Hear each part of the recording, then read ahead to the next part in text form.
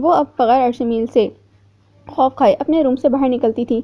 اس وقت وہ اپنے روم سے باہر تھی اور دیکھ رہی تھی کہ اس کا گھر کتنا شاندار ہے، کتنا بڑا ہے۔ وہ تو کبھی کبھی اتنے بڑے گھر میں گم ہی ہو جاتی تھی۔ اس گھر کی ہر ایک چیز بہت اعلیٰ اور عمدہ تھی۔ وہ سوچتی جس کی بھی پسند سے یہ گھر بنایا گیا ہے وہ شخص خود بھی بہت اعلیٰ چیزوں کا عادی تھا۔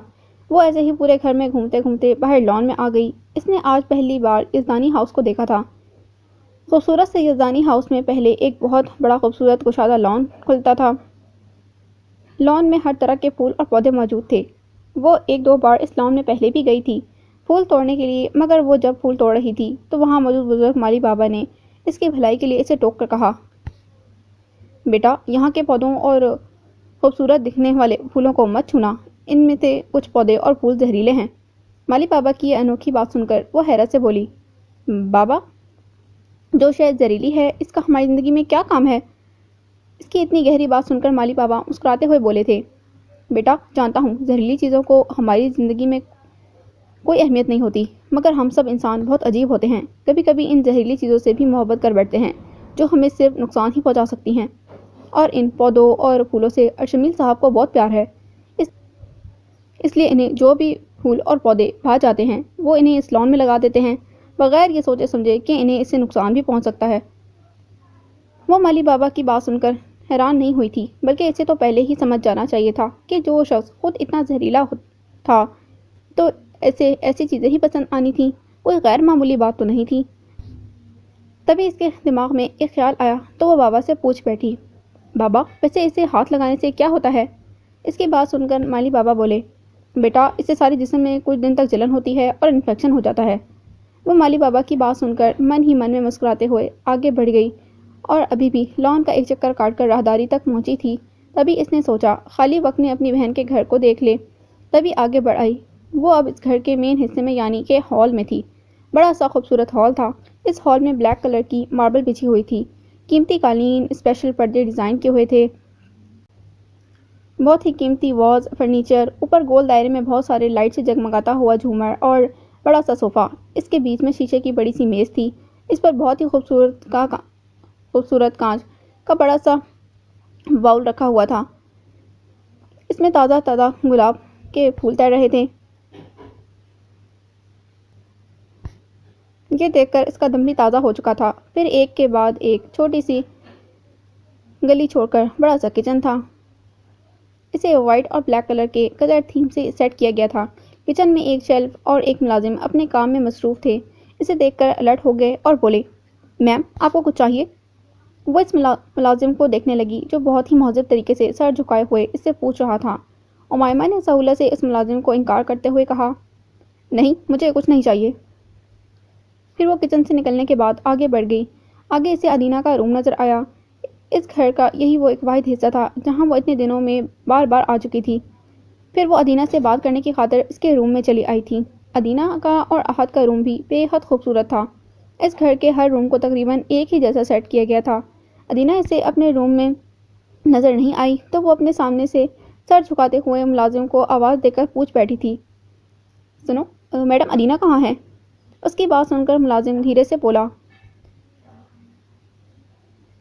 میم وہ اور احد سر صبح سے باہر گئے ہیں اور آپ کو بتا کر جانا چاہتے تھے، مگر آپ سو رہی تھیں، اس لیے انہوں نے مجھ سے کہا ہے کہ جب آپ جاگیں تو آپ کو بتا دوں۔ اتنا کہہ کر ملازم چلا گیا تو امیمہ کو ادینہ پر بہت غصہ آیا۔ وہ اسے اتنے بڑے گھر میں اکیلا اسے چھوڑ کر چلی گئی تھی۔ اگر اسے جانا ہی تھا تو اسے نیند سے جگا کر بتا دیتی تاکہ وہ پہلے ہی اپنا انتظام کر سکتی۔ اس نے اپنے غصے کو جھٹک دیا اور آگے بڑھ گئی۔ ادینہ کے روم کے بعد شاید ارشمیل کے والدین کا روم تھا، کیونکہ اس روم میں اس کے والدین کی فوٹو دیوار پر لگی ہوئی تھی۔ اس نے ان کے روم پر سرسری نگاہ ڈالی اور وہاں سے نکل گئی۔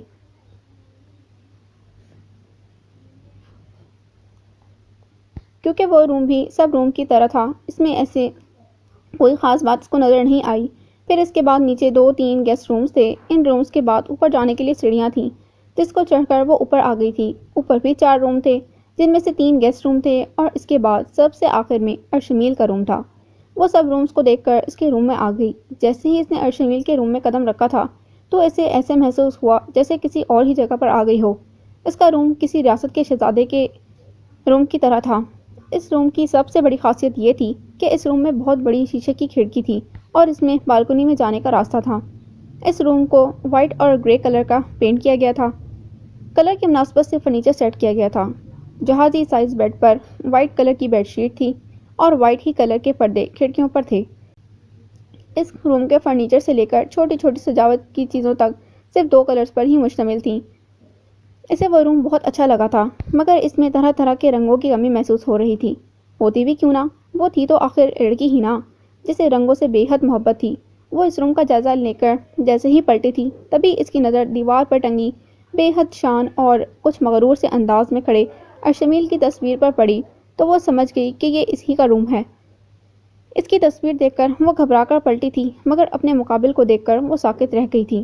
وہ مسکرا کر بغور اس کی جانب دیکھے جا رہا تھا۔ ان دونوں کے درمیان صرف ایک بالش کا ہی فاصلہ تھا۔ ارشمیل وہ فاصلہ بھی مٹا دینا چاہتا تھا، مگر وہ اپنے مقابل کا ارادہ بھانپ کر اپنی دانش میں پیچھے ہٹی تھی۔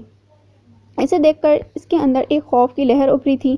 تبھی ارشمیل اس کے اور قریب آ گیا اور اس کے اس طرح قریب آنے پر وہ گھبراتے ہوئے پیچھے ہٹنے لگی تھی۔ وہ پیچھے ہوتے ہوتے اب پوری طرح دیوار سے لگ گئی تھی۔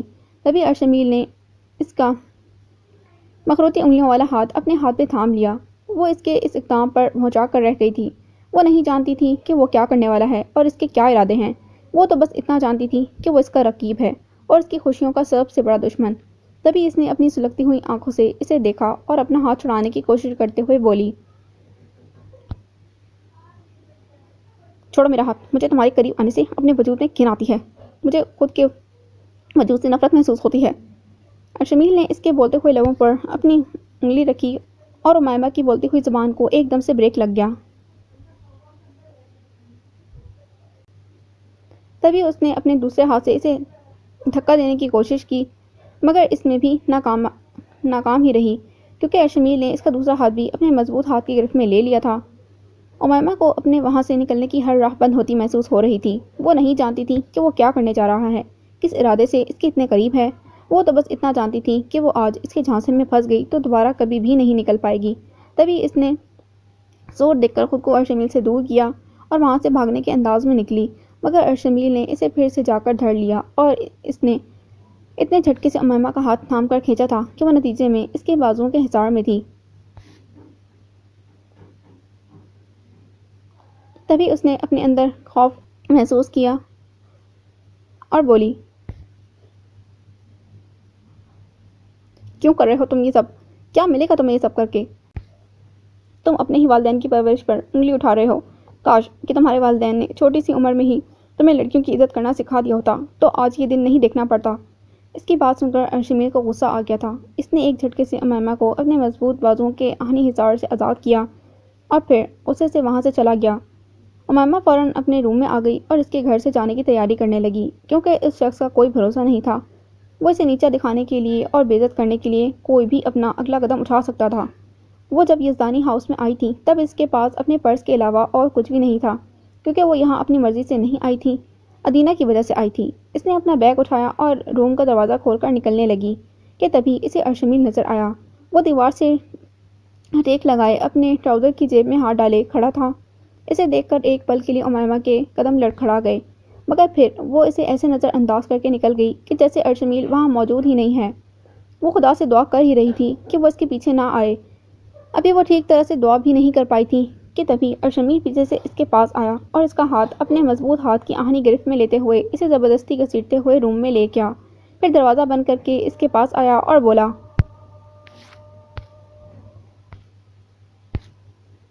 ابھی کچھ دیر پہلے جو تم نے میرے والدین کی پرورش پر انگلی اٹھائی ہے نا، اس کا تو تمہیں حساب دینا ہی ہوگا۔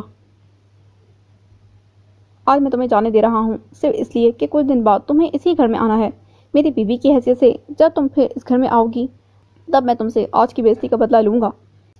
وہ سلگتی ہوئی آنکھوں سے اس کی طرف دیکھتے ہوئے نفرت سے بولی، اب مجھے اپنا دفاع کرنا آ گیا ہے، میں بھی دیکھتی ہوں تم اس بار میرے ساتھ کیسے زبردستی کرتے ہو۔ اس کا چیلنج دیتا ہوا لہجہ دیکھ کر وہ مسکرائے بنا نہیں رہ سکا۔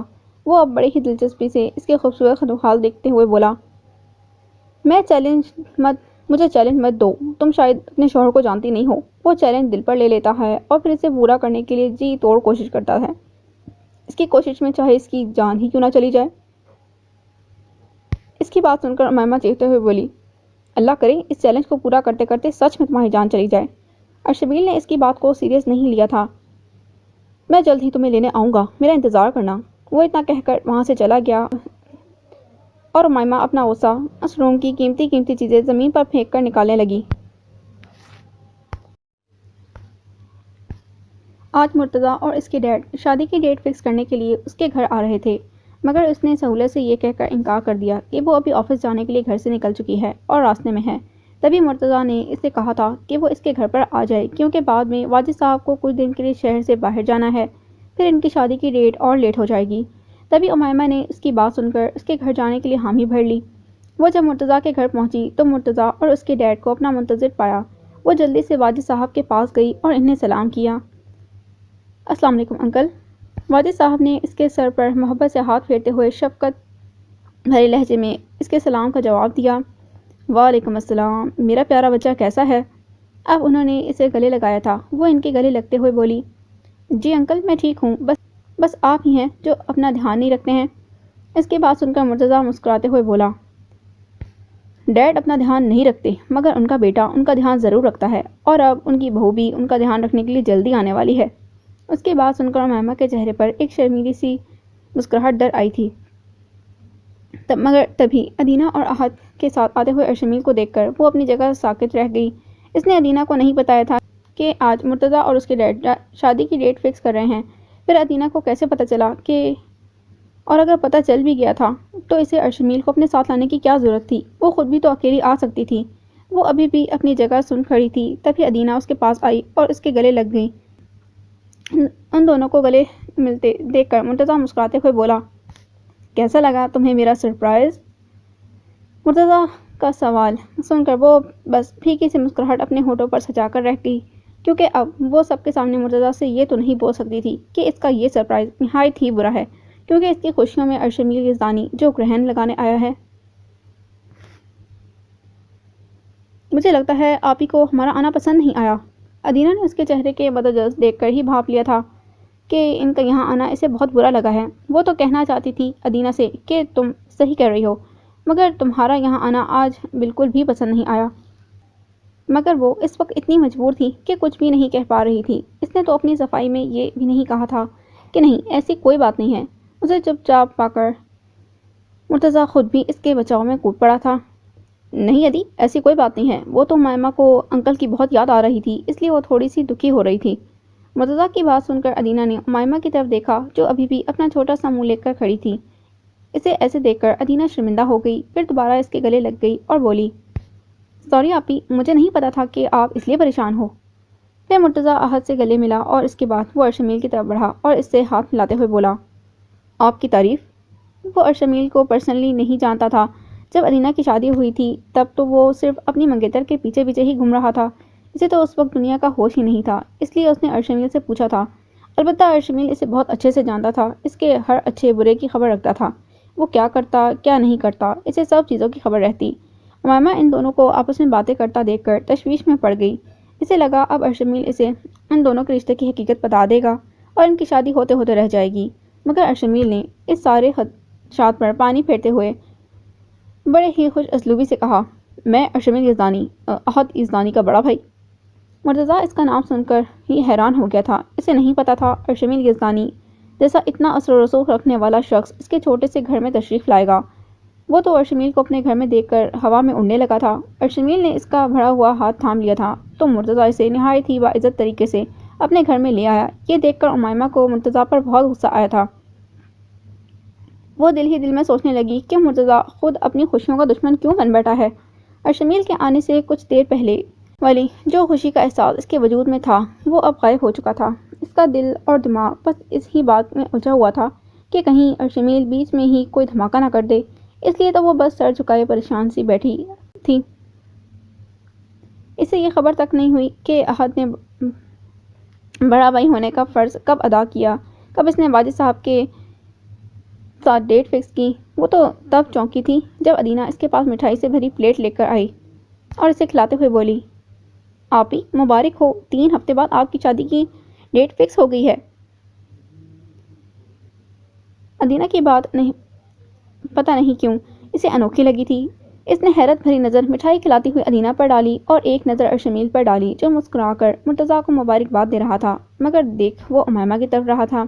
اچانک دونوں کی نظروں کا تصادم ہوا۔ پتہ نہیں اس لمحہ ارشمیل کی آنکھوں میں براہ راست دیکھ کر امیمہ کے دل میں ہلچل کیوں مچ گئی تھی۔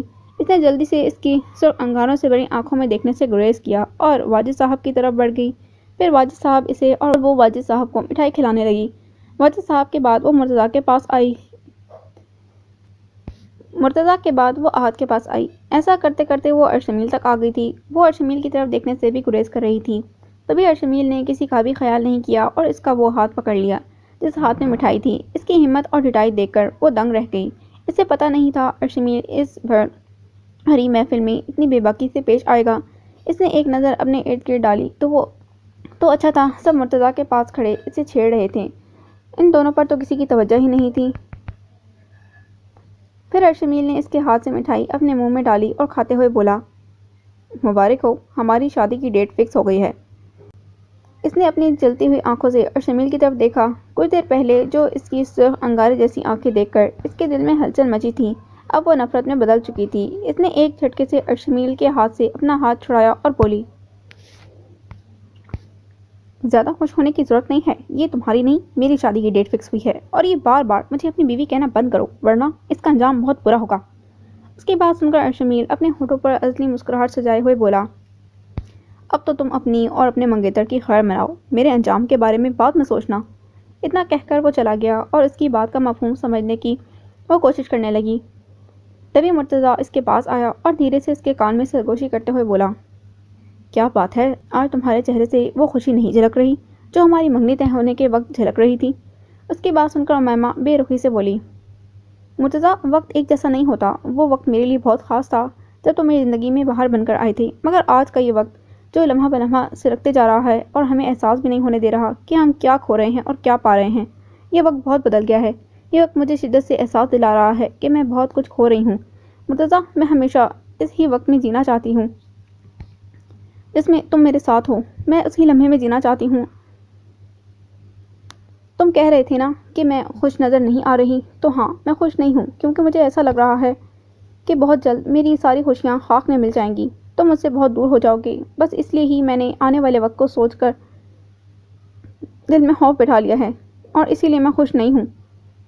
نہ چاہنے کے باوجود آخر میں اس کی آنکھوں سے آنسو نکل گئے تھے۔ مرتضیٰ اسے اپنے لیے اتنا جذباتی ہوتا دیکھ کر حیران ہو گیا۔ وہ نہیں جانتا تھا کہ وہ اسے اتنی شدت سے محبت کرتی ہے۔ مرتضیٰ نے اسے اپنے سامنے کیا اور اس کے آنسو صاف کرتے ہوئے بولا، مت ڈرو اس آنے والے وقت سے، مت سوچا کرو ایسی باتیں جو تمہیں دکھ دیتی ہے، مت سوچو کہ میں کبھی تم سے دور جاؤں گا۔ تم سے جدا ہونے کا تصور ہی میرے لیے ایسا ہے جیسے خود اپنی موت کو دعوت دینا۔ میں وعدہ کرتا ہوں کہ میں کبھی بھی تمہیں تنہا نہیں چھوڑوں گا، اور تم وعدہ کرو کہ تم مجھ سے ایسی ہی شدت سے محبت کرو گی۔ مرتضیٰ کی زبان سے محبت لفظ سن کر وہ اپنی جگہ ہونک بنی اسے دیکھتی رہ گئی۔ سچ میں مرتضیٰ سے محبت کرتی ہے یا پھر مرتضیٰ کی زبان سے محبت لفظ سن کر وہ اپنی جگہ ہونک بنی اسے دیکھتی رہ گئی اور اس لمحے سوچنے لگی کہ کیا وہ سچ میں مرتضیٰ سے محبت کرتی ہے یا پھر ارشمیل کے ساتھ زبردستی کے رشتے میں بند کر اس کے لیے دل کے جذبات بدل گئے ہیں۔ کیا اس کا دل ارشمیل کے لیے بھی ایمان ہو رہا ہے؟ کیا اس کا جنون اس کے سر چڑھ کر بول رہا ہے؟ کیا وہ اس کے حواسوں پر دھیرے دھیرے ہی صحیح سوار ہو رہا ہے؟ ایک پل کو اس کی نظروں کے سامنے مرتضیٰ کا چہرہ دھندلا گیا تھا اور ارشمیل کا تمسخر اڑاتا ہوا چہرہ سامنے آ گیا۔ اس نے جلدی سے اپنے بے قابو ہوتے دل کو سنبھالا اور مرتضیٰ کے بڑے ہوئے ہاتھ کی طرف اپنا ہاتھ بڑھا دیا۔ مرتضیٰ نے اس کا ہاتھ تھام لیا اور یہ دیکھ کر اس کا دل نئے سرے سے مرتضیٰ کے لیے دھڑکنے لگا تھا۔ دیکھتے ہی دیکھتے ان کی شادی کو صرف 4 دن باقی رہ گئے تھے۔ مرتضیٰ نے 4 دن پہلے سے 5 اسٹار ہوٹل میں بکنگ کرا لی تھی۔ اس کا کہنا تھا شادی صرف ایک بار ہوتی ہے، اس لیے وہ اپنی شادی کو بہت یادگار بنانا چاہتا تھا۔ امیمہ نے اتنا خرچہ کرنے سے اسے منع کیا تھا مگر وہ نہیں مانا تھا۔ اس نے امیمہ کے لیے ایک سے بڑھ کر ایک مہنگی ترین چیز خریدی تھی۔ وہ اسے خود پر اتنا پیسہ خرچ کرتا دیکھ کر حیران ہوئے بنا نہ رہ سکی کیونکہ آج سے پہلے مرتضیٰ نے کبھی بھی اس پر اتنا بے تحاشا پیسہ خرچ نہیں کیا تھا۔ اس کی اتنی حیثیت ہی نہیں تھی۔ اس نے 1-2 بار مرتضیٰ سے پوچھا بھی تھا کہ وہ اتنا پیسہ کہاں سے لا رہا ہے، کہیں اس نے کوئی غلط طریقہ تو نہیں اپنایا ہے۔ مرتضیٰ نے بہت ہی پیار سے اسے اعتماد میں لیتے ہوئے کہا، نہیں جان، میں کیوں کوئی غلط کام کروں گا اور غلط طریقے سے پیسے کماؤں گا؟ یہ تو میری کمپنی کا بہت بڑا انویسٹر مل گیا ہے مجھے، اس لیے اب میرے پاس پیسے کی کوئی کمی نہیں ہے۔ اس کی بات امیمہ کو سچ لگی تو اس نے کچھ نہیں کہا۔ وہ تو یہ سوچ کر پریشان تھی کہ ارشمیل کیوں اتنا خاموش بیٹھا ہے۔ کیا وہ کوئی بہت بڑی پلاننگ کر رہا ہے؟ اسے ارشمیل کی خاموشی بہت کھل رہی تھی، کیونکہ اس کی خاموشی بتا رہی تھی کہ بہت بڑا طوفان آنے والا ہے اس کی زندگی میں، کیونکہ اس دن کے بعد سے ارشمیل اسے نظر بھی تو نہیں آیا تھا۔ آج اس کی مایوں تھی۔ اس نے اپنی مایوں کے لیے مرتضیٰ کا پسند کیا ہوا پیلے رنگ کا لہنگا پہنا تھا۔ اس پر پیلے رنگ کا ہی ہلکے سے ورک کا دوپٹہ تھا۔ اس نے ہلکا سا میک اپ کیا تھا اور اس پر ہلکی سی جویلری کا انتخاب کیا تھا اور اپنے لمبے بالوں کو کھلا چھوڑ دیا تھا۔ اس روپ میں وہ بہت خوبصورت لگ رہی تھی۔ وہ آئینے کے سامنے کھڑی اپنے خوبصورت سراپے کو دیکھ رہی تھی۔ تبھی اس کا دل چاہا کہ وہ ایک سیلفی لے، تو اس نے آئینے کے سامنے کھڑے ہو کر اپنی سیلفی لی اور انسٹاگرام پر اپلوڈ کر دی۔ اس کی تصویر اپلوڈ کرتے ہی ارشمیل کا میسج آ گیا۔ ایسی تصویریں صرف اپنے محرم کو ہی دکھایا کرتے ہیں۔ ارشمیل کا میسج پڑھ کر اسے بہت غصہ آیا۔ اس نے نفرت سے میسج ٹائپ کیا، صحیح کہا تم نے، ایسی تصویریں صرف اپنے محرم کو ہی دکھایا کرتے ہیں، اس لیے تو میں نے یہ تصویر مرتضیٰ کے لیے اپلوڈ کی ہے، کیونکہ وہی تو میرا ہونے والا محرم ہے۔ میسج کے ساتھ ہی اس نے غصے سے لال والا ایموجی سینڈ کر دیا، تو ارشمیل نے بھی اس کا میسج کا رپلائی ہنسی والا ایموجی بنا کر دیا، اور یہ بھی کہ تمہارا محرم کون ہے، میری بات یاد رکھنا کہ رخصت ہو کر تو تم میرے ہی گھر آؤ گی۔ اس کا میسج پڑھ کر امیمہ کا غصہ دو چند ہو گیا۔ اس کا دل چاہا کہ وہ اپنا موبائل توڑ دی، مگر اس نے اپنا موبائل توڑنے کے بجائے اسے زج کرنے کا ارادہ باندھا اور اسے میسج کا رپلائی کیا، تم لاکھ کوشش کرو مگر میں تمہاری ہر کوشش کو ناکام کر دوں گی۔ میں تمہیں مرتضیٰ سے شادی کر کے بتاؤں گی، میں تمہیں بتا دوں گی کہ زبردستی بنائے گئے رشتوں کا یہی انجام ہوتا ہے۔ یہ میسج سینڈ کر کے اس نے ارشمیل کو انسٹاگرام پر بلاک کر دیا۔ یہ دیکھ کر ارشمیل کو اتنا غصہ آیا کہ اس نے اپنا موبائل اتنے زور سے دور اچھالا کہ اس کا قیمتی موبائل دیوار سے ٹکرا کر کئی ٹکڑوں میں بٹ گیا۔ کچھ دیر بعد جب غصہ شانت ہوا تو وہ اپنی بیوی کی مایوں میں شامل ہونے کے لیے تیار ہو گیا۔ مایوں کی مناسبت سے اس نے وائٹ کلر کا کرتا پجامہ پہنا تھا۔ جلد سے اپنے بالوں کو سیٹ کیا اور خوبصورت سا پرفیوم اسپرے کرتے ہوئے وہ ہال میں کار کی چابی لینے کے لیے آیا تو اسے گھر میں کوئی نظر نہیں آیا۔ تبھی اس نے اپنے سامنے سے گزرتے ہوئے ملازم سے گھر والوں کے بارے میں دریافت کیا، سنو سب لوگ کہاں گئے ہیں؟ اس کی بات پر ملازم نے سر جھکا کر کہا، جی سر، احد سر اور میڈم تو صبح سے ہی ہوٹل چلے گئے ہیں اور بڑے صاحب اور بڑی بیگم ابھی گھر سے نکلے ہیں۔ اس کی بات سن کر ارشمیل نے اسے جانے کا حکم دیا تو ملازم جیسا آیا تھا ویسے ہی چلا گیا۔ وقار صاحب اور شہلا بیگم کل رات کی فلائٹ سے انگلینڈ سے واپس آئے تھے امیمہ کی شادی میں شریک ہونے کے لیے۔ انہیں جب پہلی بار پتہ چلا کہ امیمہ مرتضیٰ کے ساتھ انگیج ہے تو انہیں بہت دکھ ہوا تھا۔ وہ تو امیمہ کو ارشمیل کے لیے سوچے بیٹھے تھے، مگر قسمت کو کچھ اور ہی منظور تھا۔ شہلا بیگم نے کل گھر آتے ہی ارشمیل پر اپنا دکھ ظاہر کیا تھا۔ سب سے ملنے ملانے کے بعد وہ ارشمیل کے پاس آئی تھی اور بولنے لگی، ارشمیل، تمہیں پتہ ہے میں نے اور تمہارے ڈیڈ نے تمہارے لیے امیمہ کو پسند کیا تھا، مگر ہمیں نہیں پتا تھا کہ وہ پہلے سے ہی انگیج ہے۔ جب ہمیں ادینہ کے منہ سے یہ بات پتہ چلی تو بہت دکھ ہوا۔ خیر جانے دو، ہم تمہارے لیے اس سے بھی اچھی لڑکی تلاش کریں گے اور اس بار تمہاری بھی شادی کر کے ہی واپس جائیں گے۔ ان کی بات سن کر ارشمیل نے کچھ نہیں کہا تھا، وہ تو بس مسکرا کر انہیں دیکھتا ہی رہ گیا۔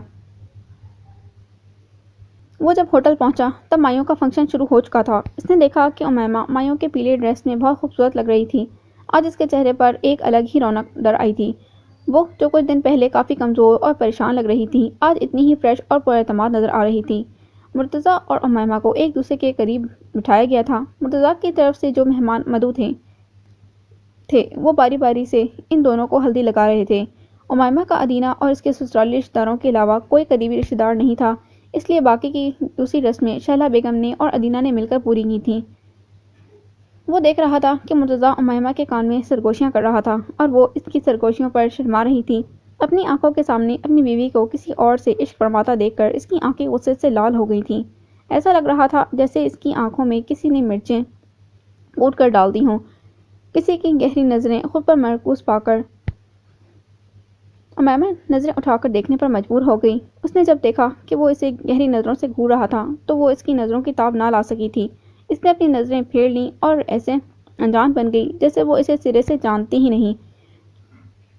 ارشمیل اپنی جگہ سے اٹھ کر چلا گیا تو تب جا کر امیمہ کے دل کو سکون ملا، مگر اسے یہ بھی ڈر کھائے جا رہا تھا کہ وہ کیسے اتنا خاموش ہے۔ وہ جتنا ارشمیل کو جانتی تھی وہ خاموش رہنے والوں میں سے تو نہیں تھا، اب پھر کیوں اتنا خاموش ہو کر رہ گیا تھا؟ اسے شک ہو گیا تھا کہ اس کی خاموشی کے پیچھے بہت بڑا طوفان چھپا ہے جو شاید اس کی شادی والے دن ہی آئے گا۔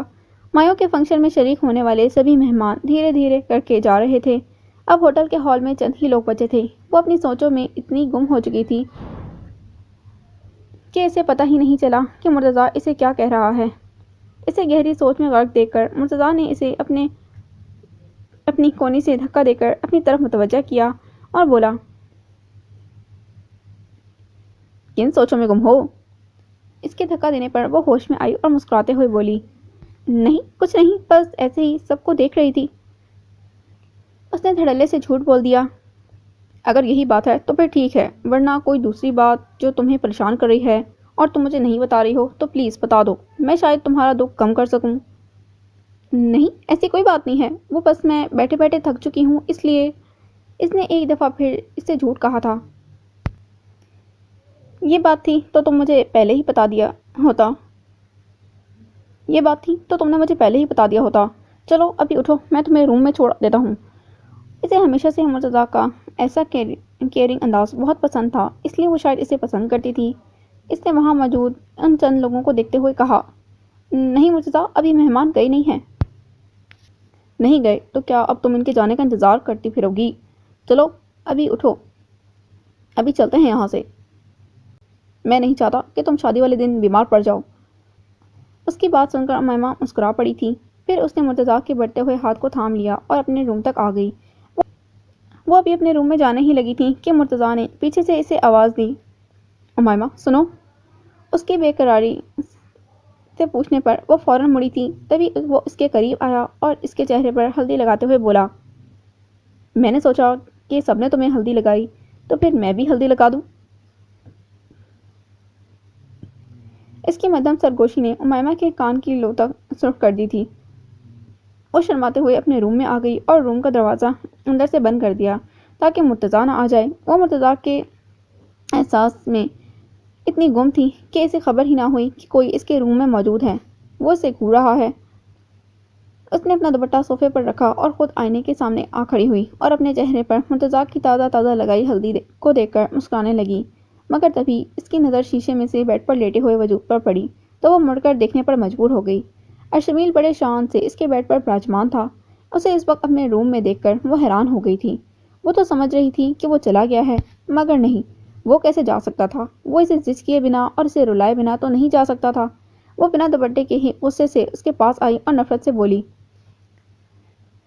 یہ کیا بدتمیزی ہے؟ تم یہاں کیا کر رہے ہو؟ کس نے اجازت دی ہے تمہیں میرے روم میں آنے کی؟ اس کی بات سن کر ارشمیل نے کوئی رد عمل ظاہر نہیں کیا۔ وہ چپ چاپ بیڈ پر سے اٹھ کر اس کے پاس آیا اور اس کے گرد اپنا آہنی حصار باندھتے ہوئے اس کے کان میں سرگوشی کرتے ہوئے بولا، مبارک ہو بیوی صاحبہ، آج ہماری ہلدی کا فنکشن بھی ہو گیا۔ وہ سب اتنا غیر متوقع ہوا تھا کہ وہ اسے اپنا آپ چھڑا بھی نہ سکی تھی، مگر تبھی اس نے خود کو اس کی گرفت سے چھڑانے کی کوشش کرتے ہوئے کہا، کیوں کر رہے ہو تم یہ سب؟ کیا ثابت کرنا چاہتے ہو تم کہ میں؟ وہ ابھی آگے بھی بولنا چاہتی تھی کہ تبھی ارشمیل نے اس کی بولتی ہوئی زبان پر اپنا ہاتھ رکھا اور خود بولا، شش، ایک لفظ نہیں، میں آج کے دن کسی بھی طرح کا جھگڑا نہیں چاہتا کیونکہ آج میری دلہن کی ہلدی تھی۔ اتنا کہہ کر وہ اس کے چہرے پر جھک گیا اور اس کے گال پر جو تازہ تازہ ہلدی لگی تھی وہ اپنے گال پر لگانے لگا۔ یہ سب امیمہ کے لیے بہت عجیب تھا۔ وہ اس کی قربت سے گھبرا گئی تھی، تبھی اسے دھکا دے کر پیچھے کیا اور نفرت سے بولی، کیوں آتے ہو تم میرے قریب؟ کیوں بار بار مجھے احساس دلاتے ہو کہ تم نے مجھ سے زبردستی کا رشتہ باندھا ہوا ہے؟ کیوں میرا جینا حرام کر کے رکھا ہے؟ میں تمہارے آگے ہاتھ جوڑتی ہوں، میری زندگی سے چلے جاؤ، مجھے جینے دو۔ اس کی اتنی لمبی چوڑی تقریر کا ارشمیل پر کوئی اثر مرتب نہیں ہوا تھا۔ وہ دوبارہ سے اس کے پاس آیا اور اس کا ہاتھ اپنے فولادی ہاتھ میں لے کر سختی سے اسے دباتے ہوئے بولا، کیوں تمہیں میرے قریب آنے سے وحشت ہوتی ہے؟ میں تمہارے اس لیے قریب آتا ہوں کیونکہ میں نے زبردستی ہی صحیح تم سے اپنا جائز رشتہ استوار کیا ہے۔ تم پر اپنا حق رکھتا ہوں، شرعی بھی اور قانونی بھی۔ تمہیں میرا قریب آنا ناجائز نہیں لگنا چاہیے۔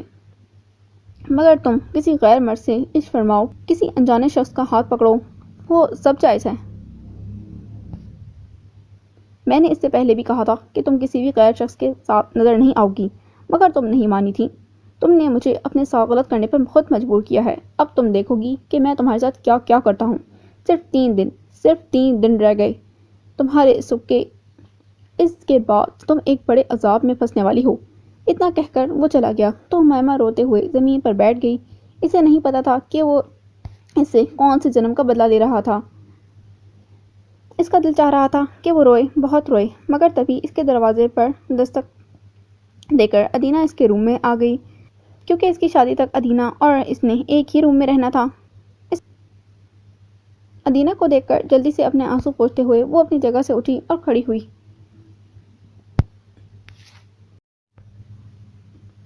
آج اس کی مہندی تھی۔ اس نے خدا سے گڑگڑاتے ہوئے دعا مانگی تھی کہ ارشمیل اس تقریب میں شامل نہ ہو۔ اللہ نے شاید اس کی دعا قبول کر دی تھی اور وہ اس تقریب میں آخر تک اسے نظر نہیں آیا تھا۔ اس کے ہاتھوں میں مرتضیٰ کے نام کی مہندی لگ چکی تھی۔ اس کے آس پاس موجود سبھی لڑکیاں اسے مرتضیٰ کے نام سے چھیڑ رہی تھیں اور اس کا مارے شرم کے برا حال ہو رہا تھا۔ مہندی کا فنکشن ختم ہونے کے بعد وہ بنا ارشمیل کے خوف سے اپنے کمرے میں آ رہی تھی کہ تبھی مرتضیٰ نے اس کا ہاتھ پکڑ کر اسے اپنے روم میں لایا۔ مرتضیٰ کو اپنے ہاتھ پکڑتے دیکھ کر اسے ارشمیل کی کل والی بات یاد آ گئی تو وہ اپنی جگہ خوفزدہ ہو کر رہ گئی۔ تبھی مرتضیٰ نے ایک بہت قیمتی خوبصورت سا سیٹ اس کے سامنے لہرایا تو وہ دیکھ کر وہ چونکے بنا نہیں رہ سکی۔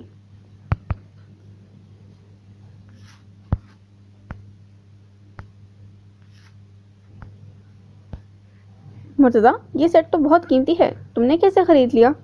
اس کے بعد سن کر مرتضیٰ نے مسکراتے ہوئے اس سیٹ کو ڈبے سے باہر نکالا اور اسے پہناتے ہوئے بولا، یہ تو کچھ بھی نہیں ہے میری جان، تمہارے لیے تو میں اس سے بھی زیادہ قیمتی شے لا سکتا ہوں۔ مرتضیٰ کی گھومی پھری ہوئی باتیں کبھی کبھی اس کے سمجھ سے پرے تھیں، اس لیے وہ زیادہ کھوج بین کیے بنا آئینے کے سامنے آئی اور اپنے گلے میں پڑے خوبصورت سے نازک سے نیکلس کو دیکھتے ہوئے بولی، مرتضیٰ، یہ تو بہت اچھا ہے، مگر تم اسے کل مجھے دینا، ابھی تم اسے اپنے پاس ہی رکھو۔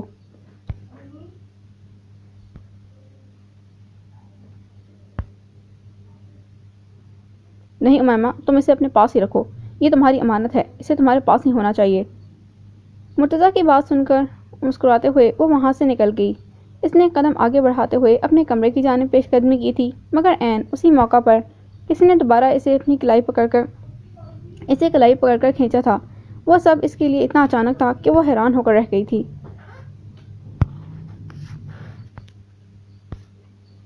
توازن پکڑنے کی وجہ سے لڑکھڑائی تھی، مگر کھینچنے والے نے اس کے گرد اپنا آہنی حصار باندھ دیا تھا۔ اب وہ پوری طرح سے اپنے رقیب کے رحم و کرم پر تھی۔ ارشمیل نے اسے سنبھلنے کا موقع دیا اور پھر اس کی سراہی دار گردن کی طرف دیکھتے ہوئے بولا، یہ کس نے دیا ہے؟ اس کی بات سن کر امیمہ بڑے ہی ڈٹائی سے بولی تھی، مرتضیٰ نے دیا ہے۔ یہ سننے کی دیر تھی کہ ارشمیل نے اس ہی نیکلس کو اس کے گلے کا پھندا بنا دیا۔ اس نے اتنی سختی سے امیمہ کا گلا دبایا تھا کہ وہ اپنی جگہ ہانپتے رہ گئی تھی۔ اس کی سانسیں اکھڑنے لگی تھیں، مگر اسے رتی برابر بھی پرواہ نہیں تھی۔ امیمہ نے پورا زور لگاتے ہوئے خود کو ارشمیل سے دور کیا۔ اب وہ بری طرح کھانس رہی تھی۔ تبھی ارشمیل اس کے پاس آیا اور بولا، بس ایک رات بچی ہے، اس ایک رات میں تم مجھے روک سکتی ہو تو روک لو۔ کل کا سورج جب نکلے گا تو میں دنیا والوں کی نظروں میں ہیرو بن جاؤں گا اور تمہارا وہ سو کال منگیتر سب کی نظروں میں ولن بن جائے گا۔ اس آخری بار اپنے منگیتر کو جی بھر کر دیکھ لو، شاید اس کے بعد یہ ملن نہیں ہوگا۔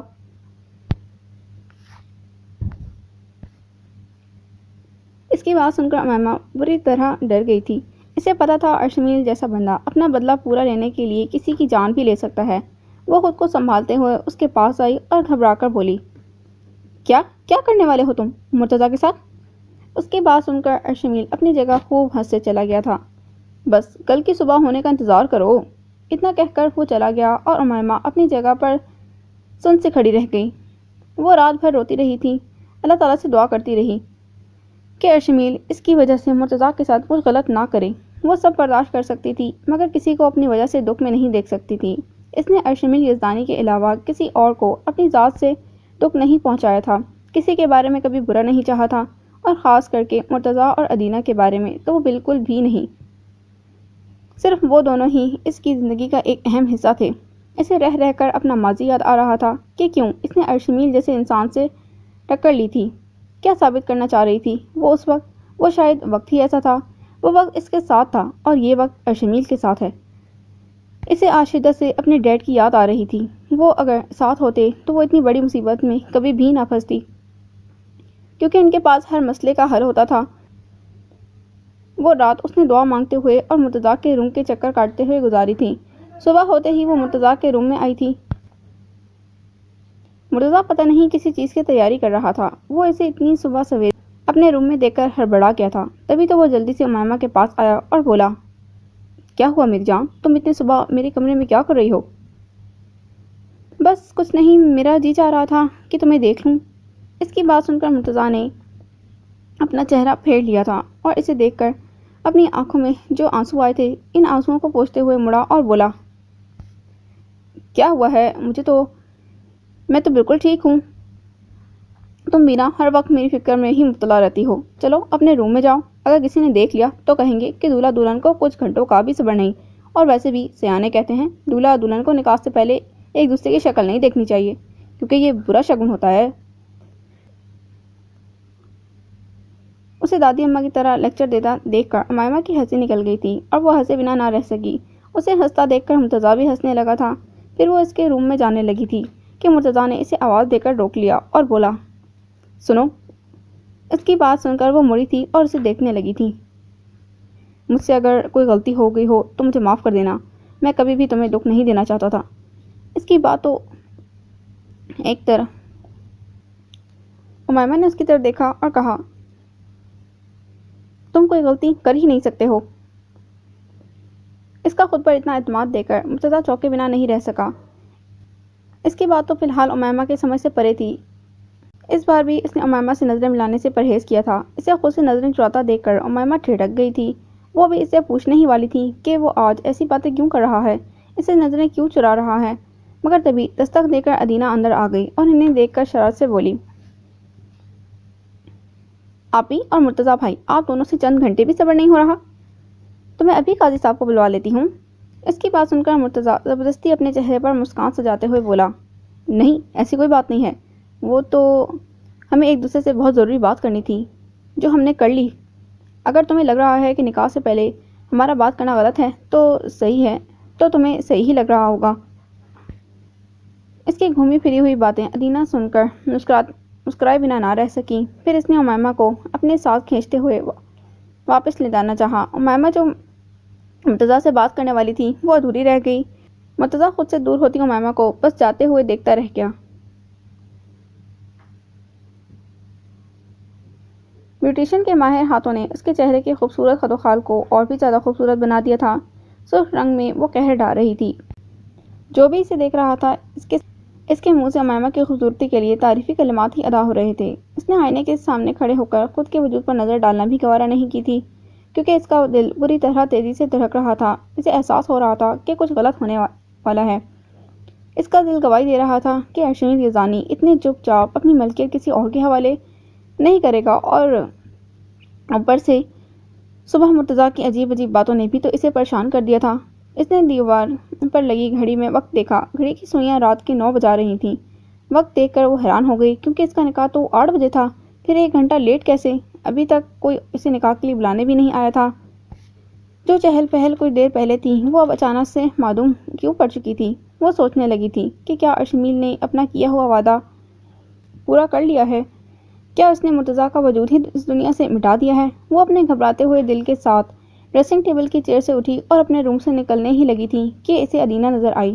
ادینہ کا چہرہ آنسوؤں میں بھیگا ہوا تھا، جس سے وہ سمجھ گئی کہ ارشمیل یزدانی نے اپنا کہا پورا کر دیا ہے، اس نے مرتضیٰ کو مار دیا ہے۔ مگر جب اسے ادینہ کے منہ سے حقیقت پتہ چلی تو وہ بے ہوش ہوتے ہوتے رہ گئی۔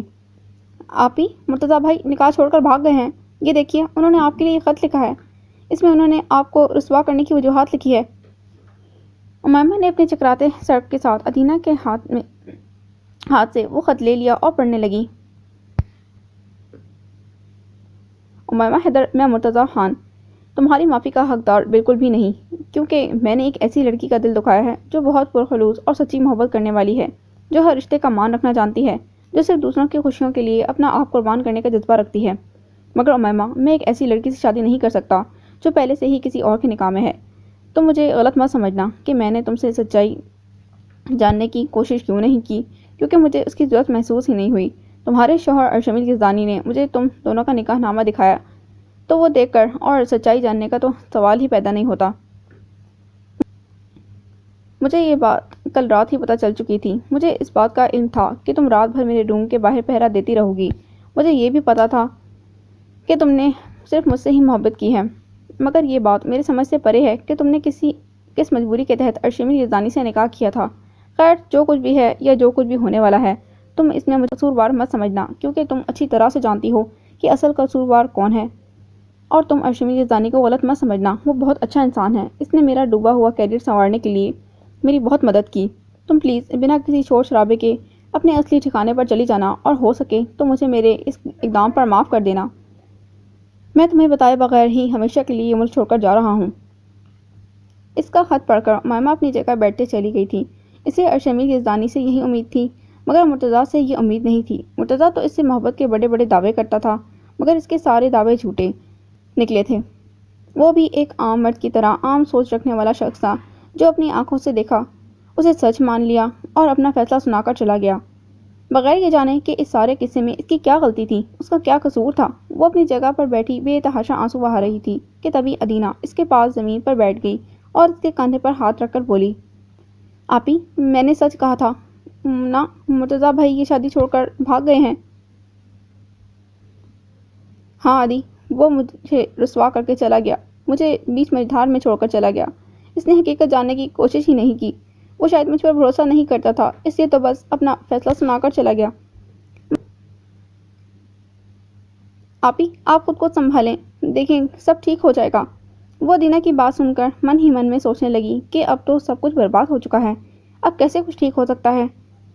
اب تو اس کی اصل سزا کی شروعات ہوئی ہے، اب تو اس کی زندگی میں قیامت آنے والی ہے، پھر اب کچھ کیسے ٹھیک ہو سکتا ہے؟ ادینہ سے اس کا رونا برداشت نہیں ہو رہا تھا، اس کے بھی آنسو آنکھوں سے گرنے کے لیے بےتاب ہو رہے تھے، مگر اس نے اپنی بہن کے لیے اپنے آپ کو سنبھال لیا اور اسے اٹھا کر بیڈ پر بٹھایا اور خوش شعلہ بیگم کی آواز دینے پر چلی گئی۔ کچھ دیر بعد ادینہ پھر سے واپس آئی اور اس کا حلیہ درست کرتے ہوئے اس سے بولی، آپی، آپ کا نکاح ہے ارشمیل بھائی کے ساتھ، کچھ دیر تک آپ تیار رہیے گا۔ ادینہ اسے اپنا حکم سنا کر جا رہی تھی کہ وہ زور سے چلاتے ہوئے بولی، میں تمہارے ارشمیل بھائی سے نکاح نہیں کروں گی، یہ جا کر انہیں اور سب کو بتا دو۔ اس کی بات سن کر جاتی ہوئی ادینہ واپس مڑی اور اسے سمجھاتے ہوئے بولی، آپی پلیز مان جائیے، آپ ارشمیل بھائی کو جتنا برا سمجھتی ہیں وہ اتنے برے نہیں ہیں۔ آپ خود بھی جانتی ہیں کہ اس وقت آپ کا نکاح نہیں ہوا تو سب لوگوں کے سامنے ہماری اور ہمارے ڈیڈ کی کتنی بے عزتی ہوگی، سب آپ کو ہی قصوروار مانیں گے، سب آپ ہی کے کردار پر انگلیاں اٹھائیں گے۔ اس کے اتنا سمجھانے کا بھی امائمہ پر کوئی خاص اثر نہیں ہوا تھا۔ وہ اپنے پتھرائے ہوئے لہجے میں بولی، ادینہ، میں نے جب انکار کر دیا تو تم کیوں مجھ پر دباؤ ڈال رہی ہو؟ اس کا لہجہ بہت سخت ہو چکا تھا۔ یہ دیکھ کر ادینہ نے اسے سمجھانے کا ارادہ ترک کر دیا اور اسے روم میں چھوڑ کر چلی گئی۔ امائمہ کا دل چاہ رہا تھا وہ ارشمیل یزدانی کا قتل کر دے، اس نے اتنا بڑا کھیل کھیلا تھا، خاموشی میں کسی کو بھنک بھی نہیں پڑنے دی تھی۔ آج امائمہ مان گئی تھی کہ وہ سب سے بڑا شطرنج کا کھلاڑی ہے، چالیں چلنے میں بہت ماہر ہے، کھیل بھی کھیلتا ہے تو ایسے کہ دشمن کو خبر بھی نہ ہو اور دشمن نیست و نابود بھی ہو جائے۔ ارشمیل کی اسے ہرانے کی لگن اور جتن نے اسے کہیں کا بھی نہیں چھوڑا تھا، اس کا سب کچھ ایک جھٹکے میں برباد کر دیا تھا۔ وہ ارشمیل کے ساتھ آگے کی زندگی گزارنے کا سوچ بھی نہیں سکتی تھی، اس لیے اس نے سوچ لیا تھا کہ کچھ بھی ہو جائے وہ ارشمیل یزدانی کے ساتھ رخصت ہو کر اس کے گھر نہیں جائے گی۔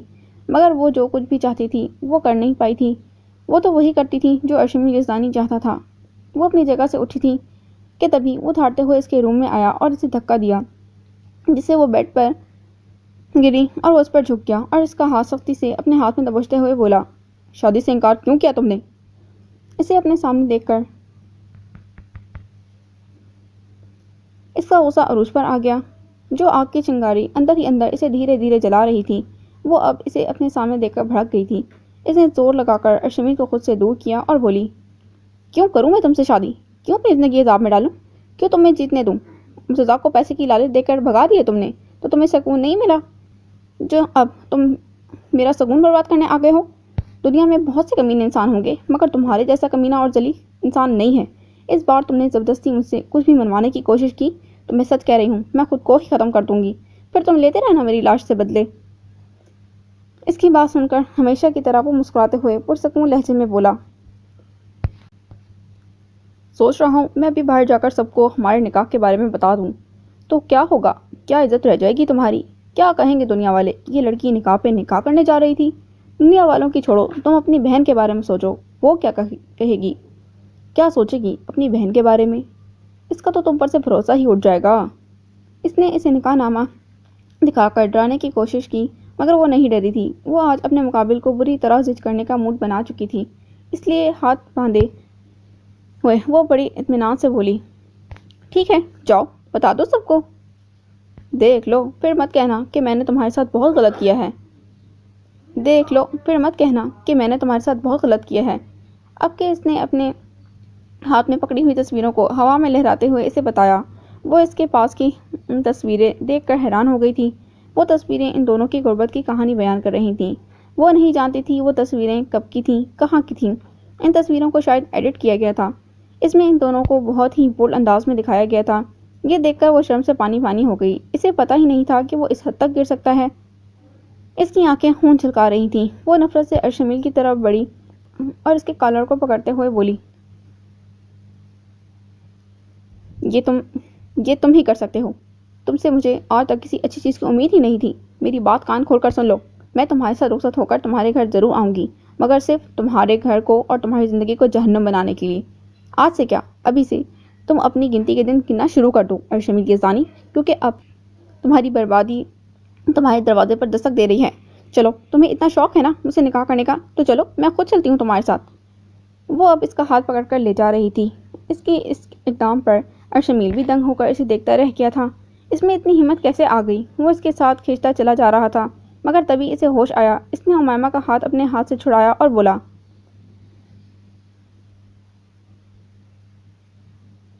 رکو ایسے نہیں، گھونگھٹ ڈال لو۔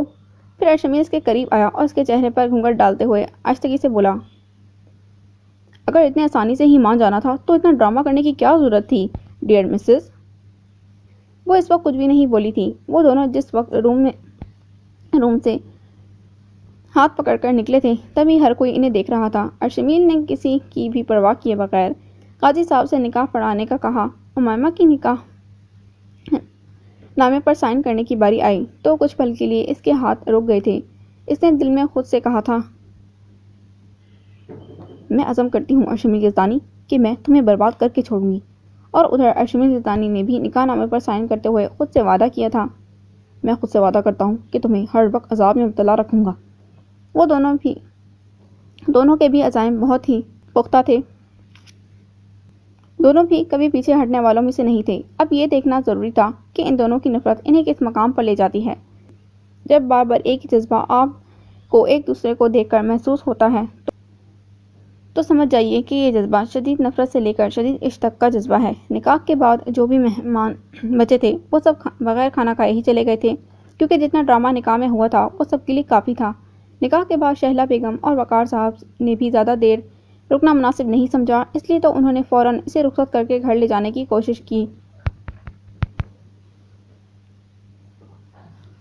وہ ادینہ کے ساتھ آگے بڑھ رہی تھی، تبھی اسے پیچھے سے واجد صاحب کی روتے ہوئی آواز اس کی سماعتوں میں پڑی، میری بیٹی کیا اپنے انکل سے نہیں ملے گی؟ ان کی بات سن کر وہ جھٹ سے پلٹی تھی۔ اس نے ایک شکوہ بھری نگاہ واجد صاحب پر ڈالی اور ان کے گلے لگ گئی۔ پہلے تو اس کا دل چاہ رہا تھا کہ وہ ان سے ان کے بیٹے کے دھوکے کے بارے میں پوچھے، انہیں اور ان کے بیٹے کو برا بھلا کہے۔ پھر اس نے سوچا کہ اس سارے واقعے میں واجد صاحب کا کیا قصور تھا؟ وہ تو اپنے بیٹے کے یوں اچانک چلے جانے سے خود بھی بہت پریشان تھے، بہت شرمندہ تھے۔ مرتضیٰ نے ان کے لیے بھی تو سر اٹھا کر جینے کا راستہ نہیں چھوڑا تھا، انہیں بھی تو مرتضیٰ نے اپنا پلان نہیں بتایا تھا۔ بیٹا مجھے معاف کر دینا، میں تمہارا گنہگار ہوں۔ ان کی بات سن کر وہ ان کے آنسو صاف کرتے ہوئے بولی، نہیں انکل آپ معافی مت مانگیے، آپ تو مجھے اپنے ڈیڈ کی طرح عزیز ہیں۔ معافی تو اب وہ لوگ مانگیں گے جو اصل میں اس سب کے ذمہ دار ہیں۔ اس کا اشارہ ارشمیل اور مرتضیٰ کی طرف تھا، جو وہ دونوں ہی اس کی زندگی برباد کرنے کے ذمہ دار تھے۔ پھر واجد صاحب نے اسے ایک باپ کی طرح قرآن کے سائے میں رخصت کیا تھا۔ انہیں اپنے بیٹے کے اس اقدام پر بہت افسوس ہوا تھا کہ اس نے اپنے ہاتھوں سے ہیرے جیسی لڑکی کو گنوا دیا۔ وہ رخصت ہو کر اس ہی کے گھر میں آئی تھی جہاں اس نے دوبارہ کبھی قدم رکھنے کا سوچا ہی نہیں تھا۔ جن حالات میں دوبارہ اس کا نکاح ہوا تھا وہ حالات کافی سنجیدہ تھے، اس لیے گھر کی بڑی بہو کا استقبال دھوم دھام سے نہیں ہوا تھا۔ شیلا بیگم نے ان دونوں کے گھر آتے ہی دونوں کی نظر اتاری تھی۔ وہ جو کب سے ارشمیل کی شادی کے خواب دیکھتے آ رہی تھیں وہ آج پورے ہو چکے تھے، چاہے وہ جس بھی حالات میں ہوئے ہوں۔ انہوں نے جی بھر کے ایک نظر اپنے خوبصورت وجیح چہرے والے بیٹے پر ڈالی جو نکاح کے بعد اور بھی زیادہ خوبصورت لگ رہا تھا۔ بلیک شیروانی میں اس کی گوری رنگت اور بھوری آنکھیں بہت چمک رہی تھیں، چہرے پر دنیا فتح کرنے والی مسکراہٹ تھی۔ ایسا لگ رہا تھا مانو جیسے اس نے آج دنیا کی ایک بہت بڑی جنگ جیت لی ہو۔ یہ تو سچ تھا کہ آج اس نے بہت بڑی فتح حاصل کی تھی۔ شیلا بیگم نے اپنے بیٹے کے چہرے پر سے نظر ہٹا کر امائمہ کی طرف دیکھا جس کے چہرے پر ابھی بھی گھونگھٹ تھا اور وہ اپنا چہرہ جھکائے رونے میں مصروف تھی۔ اسے روتا دیکھ کر شیلا بیگم نے اسے خود سے لگایا اور بولی، نکاح جن بھی حالات میں ہوا ہو اسے کوئی فرق نہیں پڑتا، فرق اس سے پڑتا ہے کہ تم اب یزدانی خاندان کی بڑی بہو ہو اور ارشمیل کی بیوی ہو۔ اس کی بیوی ہونے کے ناطے تمہیں اس کا اور اس گھر کا پورا خیال رکھنا ہے، اس کی زندگی کو اور اس کے گھر کو جنت بنا کر رکھنا ہے۔ ان کی باتیں سن کر اس نے گھونگھٹ میں سے ایک نفرت بھری نظر ارشمیل کی طرف دیکھا اور اپنا سر ہلا دیا۔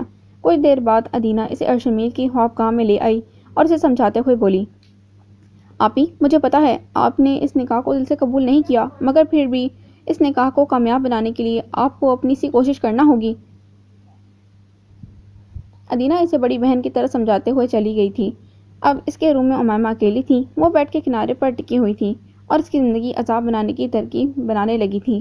پہلے تو امائمہ کا دل چاہ رہا تھا وہ بالکنی سے چھلانگ لگا دے، مگر اس نے خود کو سنبھالا اور وہیں بیٹھی اس کی زندگی کو عذاب بنانے کا سوچتی رہی۔ تبھی ارشمیل اپنے روم میں آیا۔ امائمہ نے ایک نظر اس پر ڈالی۔ دونوں کی نظروں کا ایک پل کے لیے تصادم ہوا تھا، مگر پھر امائمہ نے اپنی نظریں پھیر لیں۔ ارشمیل اس کے پاس آیا اور اس کا ہاتھ اپنے ہاتھ میں تھامتے ہوئے بولا، اتنا سب کچھ ہو جانے کے باوجود میری بیوی مشرقی لڑکیوں کی طرح میرا انتظار کر رہی ہے، یہ تو بہت اچھی بات ہے۔ امائمہ نے ایک جست سے اس کا ہاتھ جھٹک دیا اور وہاں سے اٹھ کر جانے لگی کہ ارشمیل نے اس کا ہاتھ تھام کر اسے اپنے سامنے کیا اور اس کے گرد اپنے آہنی بازوؤں کا حصار قائم کرتے ہوئے بولا، کہاں جا رہی تھی ڈیئر مسز؟ میں نے تو تمہیں جانے کا نہیں کہا تھا۔ اس کی بات سن کر امائمہ کی آنکھوں میں سے چنگاریاں پھوٹنے لگی تھیں۔ اس نے نفرت سے ارشمیل کو پیچھے دھکیلنے کی کوشش کی، مگر اس کا حصار اتنا مضبوط تھا کہ اس کا احتجاج کام نہیں آیا۔ بیکار کی کوشش کرنا بند کرو اور میرے ساتھ آؤ، میں تمہیں اپنی رات گزارنے کا اصل ٹھکانہ بتاتا ہوں۔ اتنا کہہ کر ارشمیل نے اسے بالکنی میں دھکا دے دیا اور خود بالکنی کے سائڈ سے جھانکتے ہوئے بولا، یہ ہے تمہارا اصل ٹھکانہ، اب ہر رات تم یہیں گزارو گی۔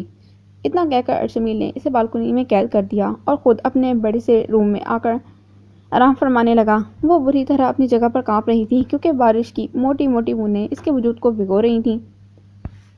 ارشمیل نے اسے اس کی اوقات دکھانے کے لیے بالکنی میں چھوڑ دیا تھا تاکہ اسے بھی تو پتہ چلے ارشمیل یزدانی کیا چیز ہے۔ وہ انتقام لینے پر آ گیا تو دنیا کی کوئی بھی طاقت اسے روک نہیں سکتی۔ وہ بیڈ پر لیٹے لیٹے اپنے انتقامی منصوبے بنا رہا تھا، سوچ رہا تھا کہ اب آگے کیا کرے جس سے وہ بے انتہا ہرٹ ہو جائے، جس سے اسے شدید تکلیف ہو۔ اس کے بارے میں سوچتے سوچتے اس نے ایک نظر شیشے کے اس پار اس کے پورے وجود میں کپ کپی طاری کھڑی امائمہ حیدر پر ڈالی۔ وہ بارش میں پوری طرح بھیگ چکی تھی۔ اسے ایسا لگ رہا تھا کہ ابھی اس کے جسم کو گرماہٹ میسر نہ ہوئی تو وہ مر جائے گی۔ اس کی نفرت ارشمیل یزدانی کے لیے آخری حد کو چھو رہی تھی۔ جی تو چاہ رہا تھا کہ وہ اسے قتل کر دے اور اس کے جسم کے سارے ٹکڑے چیل کبوں کو کھلا دے، مگر پھر اس کے دل نے کہا کہ وہ ارشمیل یزدانی کو اس ہی کے طریقے سے مات دے گی۔ اس سے پہلے وہ اپنی محبت کے جال میں پھنسائے گی، پھر اس کی پیٹ میں خنجر کھوپے گی۔ وہ اپنے بنائے ہوئے منصوبے پر خود ہی مسکرانے لگی تھی، مگر اس کی مسکراہٹ اپنے آپ ہی معدوم پڑ چکی تھی کیونکہ اسے اپنا سارا جسم سن ہوتا محسوس ہو رہا تھا۔ وہ اپنے پیر اٹھانے کی کوشش کر رہی تھی مگر اس کے پیر برف کی مانند جم چکے تھے، سرد پڑ چکے تھے، اس سے ایک آنچ بھی ہلا نہیں جا رہا تھا۔ اسے محسوس ہو رہا تھا کہ وہ ارشمیل یزدانی سے انتقام لیے بغیر ہی مر جائے گی۔ تبھی وہ دھڑام سے زمین پر گری۔ اسے زمین پر گرا دیکھ کر ارشمیل یزدانی کا سخت پتھر جیسا دل نہیں پگھلا تھا۔ ارشمیل نے ایک نظر اس کے بے ہوش وجود پر ڈالی اور خود کروٹ لے کر سو گیا۔ کچھ ہی دیر بعد پتہ نہیں کس احساس کے تحت اس کی آنکھیں کھلی تھیں۔ اس نے ایک نظر شیشے کے اس پار دیکھا تو اسے اپنی غلطی کا شدت سے احساس ہوا اور خود کو ملامت کرتے ہوئے وہ اٹھا، پھر وہ کھڑکی کے پاس گیا، سلائڈ کھول کر اس کے پاس کیا، پھر اسے اپنی باہوں میں بھر کر روم میں لایا۔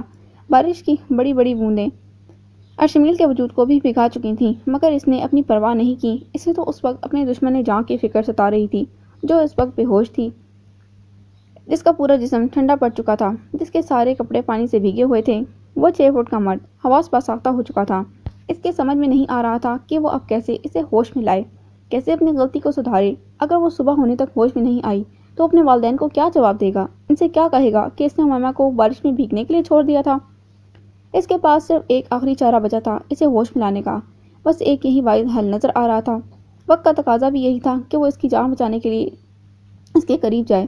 وہ اس کے پاس گیا اور اس کے ہاتھوں کو اپنے ہاتھ میں لے کر اسے گرماہٹ بخشنے لگا، پھر اس کے پیروں کو بھی اپنے ہاتھوں سے رگڑتے ہوئے گرماہٹ بخشنے کی کوشش کی، مگر اس کی ساری کوششیں رائیگاں جا رہی تھیں۔ اس کی نظر اسی پر پڑی تو اسے اپنی کم عقلی پر حیرت ہوئی کہ وہ کیسے اسی بند کرنا بھول گیا تھا۔ پھر وہ اپنی جگہ سے اٹھا، ریموٹ اٹھایا، اسی بند کر کے واپس اس کے پاس دوبارہ آ گیا۔ اس نے امیمہ کے گیلے کپڑے تبدیل نہیں کیے تھے، کیونکہ اسے پتا تھا کہ وہ اگر اس کے کپڑے تبدیل کرے گا تو وہ ہوش میں آنے کے بعد بہت زیادہ واویلا مچائے گی۔ اس نے امیمہ کے جسم پر لپٹا ہوا دوپٹہ بھی نکال کر سائڈ پر رکھ دیا تھا اور اسے مصنوعی سانس فراہم کرنے لگا۔ وہ جانتا تھا کہ یہ غلط ہے اور اس کی اجازت کے بغیر وہ اس کے اتنے قریب جانا میں صحیح نہیں، مگر وہ جو بھی کر رہا تھا اس کی بھلائی کے لیے ہی کر رہا تھا، اس کی جان بچانے کے لیے کر رہا تھا۔ اگر اس کے کسی غیر مناسب اقدام سے امیمہ کی جان بچتی تھی تو یہ اقدام اس کے لیے صحیح تھا، مناسب تھا، ناگزیر نہیں تھا۔ یہ کیسی نفرت تھی اس کی؟ وہ خود ہی اسے اپنے آپ سے دور کرنا چاہ رہا تھا، مگر جب وہ دور جا رہی تھی تو اس کا دل اسے دور بھی نہیں جانے دے رہا تھا۔ اگر یہ اس کی نفرت تھی تو اس کی محبت کیسی ہوگی؟ غربت کا احساس اس کے وجود میں ہلچل مچا رہا تھا، اسے بےتاب کر رہا تھا۔ امیمہ کے سرد وجود میں زندگی کا احساس ایک لمحہ میں جاگا۔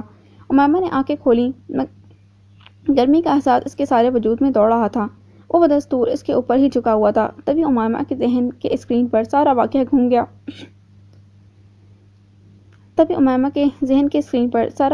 گیا تھا۔ اس نے کچھ دیر پہلے اس کے ساتھ کیسا غیر انسانی سلوک استوار کیا تھا۔ تبھی امیمہ نے اسے دھکا دے کر خود سے دور کیا تھا اور پنکارتے ہوئے بولی، تمہاری ہمت کیسے ہوئی میرے اتنے قریب آنے کی؟ اس کی دھاڑ سن کر ارشمیل چونکا نہیں تھا، کیونکہ اسے امیمہ سے ایسے ہی شدید ری ایکشن کی امید تھی۔ تبھی وہ رسانت سے بولا، تمہیں اس وقت مصنوعی سانس کی ضرورت تھی۔ اگر میں تمہیں وقت پر مصنوعی سانس فراہم نہیں کرتا تو شاید تم اس دنیا سے کچھ کر چکی ہوتی۔ نہ چاہتے ہوئے بھی آخر میں ارشمیل کا لہجہ سرد ہو چکا تھا۔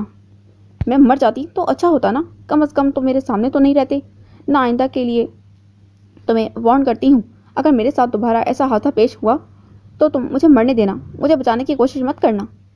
اس کی بات سن کر ارشمیل یزدانی کی آنکھوں سے چنگاریاں پھوٹ رہی تھیں۔ وہ جھٹکے سے اس کے قریب آیا اور اس کا ہاتھ تھام کر سختی سے پکڑ کر اسے اپنے سامنے کھڑا کیا اور دھاڑتے ہوئے بولا، تم کیا سمجھ رہی ہو کہ تمہارا حسین مکھڑا دیکھ کر میں پگھل چکا ہوں؟ یہ جو بھی کیا ہے میں نے تمہاری قربت کے لیے کیا ہے۔ اگر تم یہ سوچ رہی ہو نا تو تم 100% غلط سوچ رہی ہو۔ ارشمیل یزدانی کے لیے لڑکیاں اپنے ہاتھوں میں دل لیے پھرتی ہیں۔ ارشمیل یزدانی نے تم سے کہیں زیادہ حسین چہرے دیکھے ہیں۔ تم اپنے اس معمولی سے حسن پر اترانا چھوڑ دو اور جا کر اپنے بھیگے ہوئے کپڑے تبدیل کرو۔ اگر کل تم نے کسی سے کچھ کہا یا پھر تم بیمار پڑی تو مجھ سے برا کوئی نہیں ہوگا۔ اب اس کے ہاتھ کی گرفت اور بھی زیادہ سخت ہو چکی تھی۔ امیمہ نے اس کی آنکھوں میں دیکھا، اس کے آنکھوں میں رعایت کی کوئی امید دکھائی نہیں دے رہی تھی۔ تبھی بڑی مشکل سے امیمہ نے اس کے ہاتھ سے اپنا ہاتھ چھڑایا اور واپس اس کی بتائی ہوئی جگہ پر جانے لگی کہ وہ اس کا راستہ روک کے اس کے سامنے کھڑا ہو گیا اور بولا، کہاں جا رہی ہو؟ اس کی بات سن کر امیمہ نفرت سے گویا ہوئی، تم شاید بھول رہے ہو، تم نے ہی کچھ دیر پہلے مجھے کہا تھا نا کہ میں بالکنی میں اپنی راتیں گزاروں گی۔ اس کی بات سن کر ارشمیل کے یاقوتی لبوں پر مسکراہٹ در آئی تھی۔ وہ اس کا سرد ہاتھ نرمی سے تھامتے ہوئے بولا، تم میرا کہنا کب سے ماننے لگی؟ اچھا سمجھ گیا، تم بیوی ہونے کا فرض نبھا رہی ہو اپنے شوہر کا کہا مان کر۔ اتنا کہہ کر وہ کچھ لمحہ کے لیے رکا تھا، پھر دوبارہ بولا، چلو اب تم اتنی ہی شوہر پرست بن چکی ہو تو اپنی بیوی ہونے کا فرض بھی ادا کر دو۔ اس کی بات سن کر امیمہ گھبرا گئی تھی، تبھی تو غصے سے دھاڑتے ہوئے بولی، کیا مطلب ہے تمہارا؟ ارشمیل کو اس کی یہی ایک ادا بہت بھاتی تھی۔ وہ کبھی کبھی اس کی بات سمجھ کر بھی انجان بننے کی کوشش کرتی تھی، اور ابھی بھی وہ یہی سب کچھ کر رہی تھی۔ اب تو رشتہ بدل چکا ہے اور حالات بھی اجازت دے رہے ہیں، پھر کیوں شرمانا، کیوں گھبرانا؟ تم اس جھجک کو چھوڑو اور میرے تقاضے کو پورا کر دو۔ ارشمیل کی بات سن کر اس کی آنکھوں میں نفرت در آئی تھی۔ ارشمیل نے اس کی شعلہ ہوتی ہوئی آنکھوں میں جھانکا جو مقابل کو جلا کر خاکستر کرنے کا ہنر رکھتی تھی۔ تبھی وہ دوبارہ اسے جلانے کے لیے بولا، مجھے لگتا ہے میری بیوی کو میرا تقاضا خاص پسند نہیں آیا۔ اس کی بات سن کر امیمہ نفرت سے گویا ہوئی تھی، جس سے نفرت کی جاتی۔ ارشمیل یزدانی اس کے قریب ہونے کے خواب نہیں دیکھا کرتے، اور رہی بات شوہر پرست ہونے کی، تو تم اپنی کھلی آنکھوں سے کوئی بھی خواب دیکھ سکتے ہو، تمہارے خواب دیکھنے پر کوئی پابندی نہیں ہے۔ اس کی بات سن کر ارشمیل یزدانی لاجواب ہو چکا تھا، مگر ہار نہیں مانا تھا، اس لیے تو اسے دوبارہ ضد کرنے کے لیے بولا، قربت کے خواب تو شریک حیات کے ساتھ مل کر ہی دیکھا کرتے ہیں، مگر تم ہو کہ اپنے نئے نویلے دولہے سے شرمانے لگی ہو۔ اس کی بات سن کر وہ بری طرح ضد ہو چکی تھی، تبھی تو تڑخ کر بولی، قربت کے خواب تو اس شریک حیات کے ساتھ دیکھتے ہیں جو من چاہا ہو، اس کے ساتھ نہیں جو زبردستی مسلط ہو، اور اب ہٹو میرے سامنے سے، میرا راستہ چھوڑو۔ ارشمیل کو بہت غصہ آیا، اس نے امیمہ کو دیوار سے لگایا اور اپنے ہاتھ سے اس کے گرد حصار باندھتے ہوئے بولا، بہت بول رہی ہو تم آج کل، لگتا ہے تمہارے پر کاٹنے کا وقت آ چکا ہے۔ پر تو تم پہلے ہی کاٹ چکے ہو، اور اب کیا کاٹو گے؟ جو پرندے پہلے سے ہی بہت زیادہ زخمی ہے، اسے اور زخم دینے کا سوچو گے تو وہ دم توڑ دے گا، اور میں تو یہی چاہتی ہوں کہ تم مجھے اتنا درد دو کہ میں جان سے ہی چلی جاؤں۔ اس کی یہ بات سیدھے ارشمیل کے دل کو لگی تھی، تبھی تو اس نے اس کے جانے کا راستہ چھوڑ دیا تھا، مگر دوبارہ وہ امیمہ کو بارش میں نہیں جانے دینا چاہتا تھا، اس لیے وہ بولا، دیکھو رات بہت ہو چکی ہے، اب مزید تماشا مت کرو، چپ چاپ یہاں آ کر سو جاؤ، میں دوسرے روم میں چلا جاتا ہوں۔ اتنا کہہ کر وہ روم سے نکل گیا تو امیمہ نے سکھ کا سانس لیا، اور پھر وہ اپنے گیلے کپڑے تبدیل کر کے بیڈ پر جا لیٹی۔